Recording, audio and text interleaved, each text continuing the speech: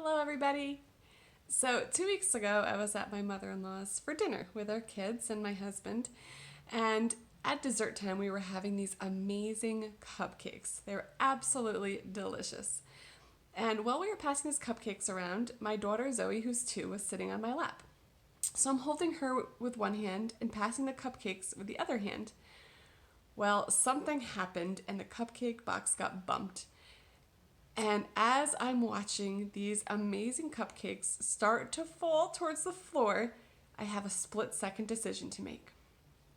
Do I catch the cupcakes and release my hand from my daughter, or do I keep my daughter safe and secure and let the cupcakes fall?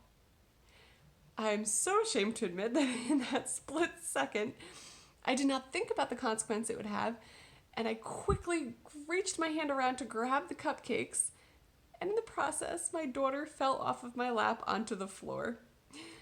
And it's no wonder that my sister, who has a newborn, will not let me hold it whenever there's dessert around.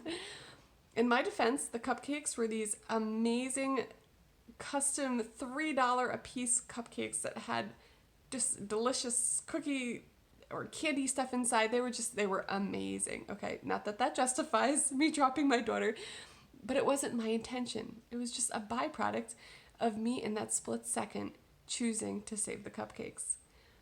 And I can't help but think how much my spiritual life can be like this sometimes.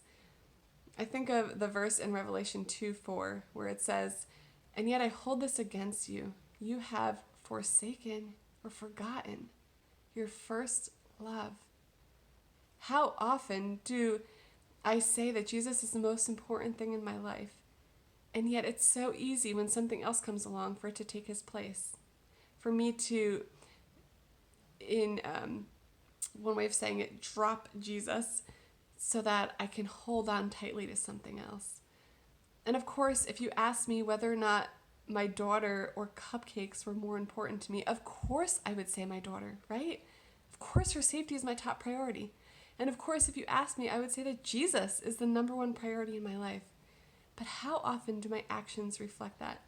In those moments of temptation or stress or trial, what do I turn to first? What's my gut reaction? Is it to grab for something else?